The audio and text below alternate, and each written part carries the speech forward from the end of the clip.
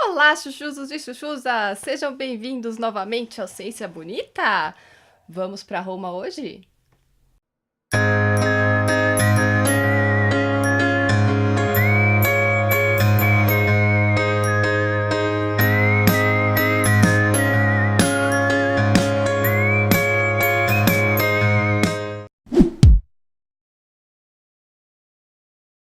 As romanas se baseavam basicamente no Egito, que era tipo Paris da época. Eles lançavam tendência e o resto do Ocidente copiava, né? Então elas importavam bastante maquiagem do Egito. E lá no auge do Império Romano, entre 200 a.C. e 200 depois de Cristo, basicamente todas as mulheres usavam maquiagem em Roma. Só que as classes sociais eram mais diferenciadas do que no Egito. Realmente as mulheres de classe alta teriam maquiagens melhores e coisas importadas, né? Como já disse, da China, da Índia, do Egito, enquanto as mais pobres tinham que se virar ali com o que elas tinham por ali, né? Durante esse período do auge do Império Romano, todas as mulheres tinham que usar maquiagem porque elas eram consideradas feias se elas não usassem. Porém, elas não poderiam usar maquiagem muito extravagante, tinha que ser algo muito sutil. É o no make-up make-up. Mas o uso da maquiagem era polêmico. Lá por volta de não, lá por volta de 189 antes de Cristo, acho que os homens não tinham muito o que fazer, resolveram criar uma lei falando quanto de maquiagem uma mulher poderia usar na cara. É lógico que essa lei não durou muito tempo, né? Ficou 6 anos em vigor e foi derrubada porque depois que o Império Romano é, conquistou Cartago, entrou muita grana.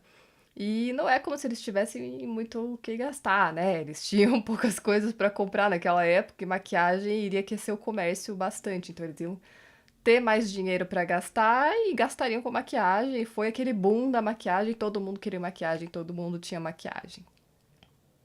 Além da qualidade da maquiagem que você ia usar, o seu status social era determinado pela cor da sua pele.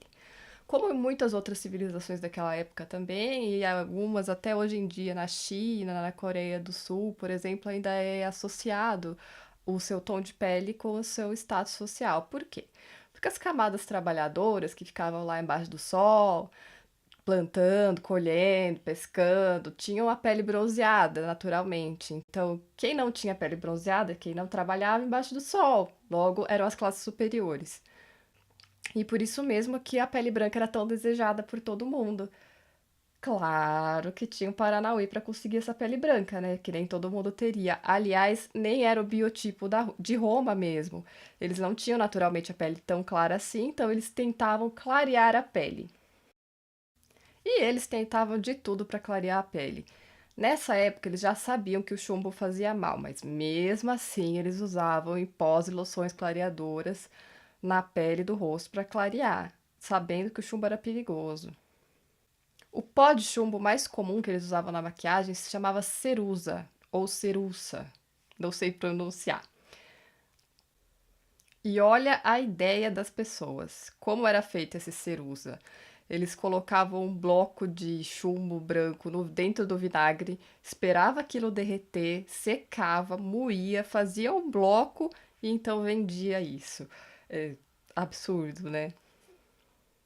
Porém, parece que esse pó aí de cerusa realmente deixava a pele muito bonita, porque mesmo sabendo dos riscos, todo mundo usava. E eles sabiam do risco do chumbo e do mercúrio porque eles já tinham feito associação com as pessoas que trabalhavam no minério dessas substâncias. Eles percebiam que quem extraía chumbo, mercúrio e os metais pesados ficavam doentes e morriam mais rápido. Então, eles sabiam sim que isso não era bom para a saúde. E também sabiam que se você ingerir o chumbo, isso pode te matar. O irônico é que o veneno que te deixa bonito, aos poucos vai tirando a sua beleza. Porque se você começar a passar esse pó de chumbo carregado, né, todo dia no seu rosto, isso vai deixar a sua pele menos saudável, menos bonita. E para você corrigir isso, você vai acabar tendo que usar mais pó, mais chumbo, para tentar corrigir o que o próprio chumbo causou, né? Então era um ciclo vicioso de beleza e futilidade. Como a ceruza era um pouco caro, as classes mais baixas, as mulheres mais pobres, faziam uso de pó de giz com vinagre ou argila branca misturada com cálcio, algo assim que era mais saudável, né? Porém saía mais rápido, então elas tinham que reaplicar isso várias vezes ao dia. O escritor Ovídio, você já deve ter ouvido falar dele, né? Escreveu algumas umas receitas de creme para pele, que eu aposto que ele nunca usou. Porque anota aí a recomendação do tio Ovídio. Esterco de crocodilo. Isso mesmo. Cocôzinho de crocodilo. E é claro que havia muitas outras receitas para clarear a pele, né? Era só falar que algo ia te deixar mais branca que a mulherada corria para fazer, né? Tanto que passava cocô de crocodilo na cara. Mas as ricas também tomavam banho em leite de mula. Imagina, né? Que coisa mais luxuosa. E como que os homens viam essa rotina de beleza das mulheres? Eles também concordavam que a pele clara era mais bonita, só que ridicularizavam as mulheres que usavam produtos para clarear a pele, né? Ou seja, macho dando palpite, como sempre, né? Eles estabelecem um padrão de beleza, mas ridicularizam que não é daquela forma naturalmente. E naturalmente quase ninguém realmente conseguiria atingir esse patamar, né? O mais importante na beleza da Roma antiga era realmente ter uma pele clara, sem manchas, sem rugas, perfeita. E elas tinham bastante, né? Então elas usavam vários cremes e remédios para ter essa pele saudável, entre aspas, né? Como naquela época tinha várias doenças, essas doenças eram refletidas na pele. Então você tem uma pele bonita e saudável, sem manchas, espinhas e marcas, cicatrizes, indicava que você era uma pessoa saudável. Então elas iam tentar de tudo para alcançar essa pele perfeita, né? E se elas não conseguissem, também era comum usar pequenos retalhos de couro macio cobrindo as imperfeições da pele. Vocês vão ver que mais tarde, na Idade Média, isso voltou um pouco uma, a ser usado e era moda, né? E depois isso começou a chamar a atenção dos outros que começaram a usar esses retalhozinhos de couro no rosto, mesmo sem ter imperfeições para mascarar, né? Era um adereço. Ah, e esses pedacinhos de couro se chamavam alutai ou splenia.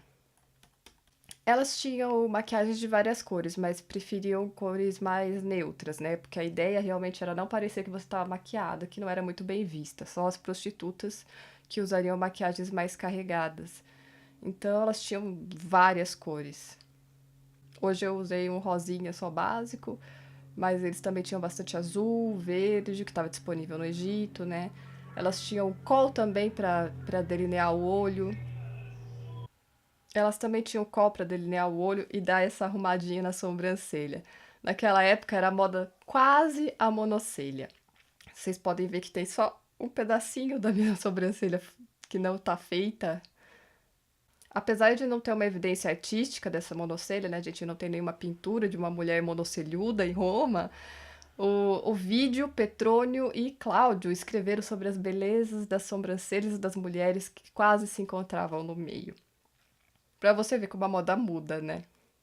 Petrônio e Marcial também mencionaram nas suas obras usos de sobrancelhas falsas, porque elas realmente queriam sobrancelhas bem cheias, pretas e quase unidas no meio. Elas também podiam pintar o cabelo com suco de sambucus, planta que tá aparecendo aí no vídeo. E usavam blush com muito cuidado, que era só para dar uma ideia mesmo de saúde, não ficar tão branca, né? Esse blush era feito de ocre vermelho, nosso velho conhecido, borra de vinho, giz vermelho, extrato de plantas e flores e talvez sulfureto de mercúrio e chumbo vermelho. Outro aspecto bastante requisitado na beleza romana antiga eram os dentes brancos. E como vocês devem imaginar, não era muito fácil ter uma saúde bucal naquela época, né? Então era comum o uso de dentes postiços, de mentira, feitos de marfim, para deixar esse visual de dentes brancos e saudáveis. As mulheres ricas também pintavam as unhas com rena importada da Índia. Até hoje não foi encontrado nenhuma evidência arqueológica ou documental de que elas usavam batom, então muito provavelmente elas não passavam nada nos lábios. E é isso, né? Naquela época a maquiagem devia ser bem sutil, só para dar uma realçada na sua beleza natural, muito delicada, muito sutil, a não ser que você fosse uma prostituta, que aí você iria querer chamar atenção e poderia fazer maquiagens mais exuberantes. E era um jeito de demonstrar status, saúde e beleza, mesmo que falsa, né? Delinear as pálpebras e pintar os cílios de preto também eram usados naquela época, o que também deixava alguns homens que eram contra a maquiagem bem bravinhos com isso, né? O Plínio era um desses que não gostava de maquiagem. E ele teve a brilhante ideia de escrever que os cílios caíam por excesso de sexo. Então as mulheres iam fazer de tudo para parecer ter cílios longos e volumosos. Olha as ideias do cara. Ah, o delineador, além delas poderem usar o coal importado, né, do Egito, elas também podiam fazer com cinzas misturadas com óleo. A gente não tem certeza de como que era feita a maquiagem romana, porque quem escrevia os documentos eram os homens e eles não estavam muito interessados em falar sobre as rotinas diárias das mulheres. Então a gente só pode supor e ter essas evidências arqueológicas, né? Quando encontra algum potinho com alguma coisa, fazer alguns testes para ver do que aquilo era feito. Mas a gente não tem uma descrição precisa de como era feita a maquiagem. A gente tem as evidências artísticas, né? Então, o delineado provavelmente era só para contornar o olho mesmo. Ele não subia muito, era bem discreto. Diferente dos egípcios, os homens romanos não usavam maquiagem. Era apenas um perfume leve quando a situação permitia. Mas isso não impedia eles de dar palpite no que as mulheres podiam ou não fazer, né? Muitos homens escreveram zoando as mulheres que usavam maquiagem, em contraponto com a beleza natural. Mas havia outros que defendiam, né, o uso da maquiagem. Então, o Ovídio, que já apareceu por aqui, né? Ele achava chique, ele achava legal passar maquiagem. Plauto até disse que uma mulher sem maquiagem é como comida sem sal. Mas é claro que mesmo entre esses defensores da maquiagem, era esta maquiagem mais delicada, mais sutil. Tanto que o Ovídio, que gostava bastante de maquiagem, escreveu que era só para ressaltar a beleza natural e que os homens não deveriam ver suas mulheres se maquiando para não perder a magia de como a coisa era feita. Ele recomendava que as mulheres se trancassem no quarto para fazer suas maquiagens e não deixassem seus maridos observá-las. O macho dava muito palpite naquela época, hein? Não que hoje não dê, né? Mas pelo amor de Deus. Também era ideal que as mulheres se depilassem, pelo menos as pernas, mas de preferência no corpo todo. Tinha gilete naquela época? Não tinha, né, querida? Como é que era essa depilação? Legal que não era, né? Elas usavam resina de árvore como se. Esse é meu cachorro dando uma participação especial. Elas usavam resina de árvore como cera quente. Ai. Ou esfregavam a pele com pedra-pome até cair os pelos. Algumas usavam até arsênico para causar a queda dos pelos indesejados. O Marcial escreveu que essa prática de depilação não era relacionada com o status, mas sim com a idade da mulher. Se ela era jovem e sexualmente ativa, ela deveria se depilar. E se ela fosse mais velha, era considerada ridícula se fizesse isso. E é isso, chuchuzos. Hoje fomos para a Roma antiga, vimos como as mulheres daquela época se maquiavam, descobrimos o quanto a moda muda, não é mesmo? Se você gostou desse vídeo, deixa aí o seu joinha, se inscreve no canal, compartilha com seus amigos. A gente vai trazer bastante informação interessante aqui ainda, não só sobre maquiagem, mas sobre ciência em geral, tá bom?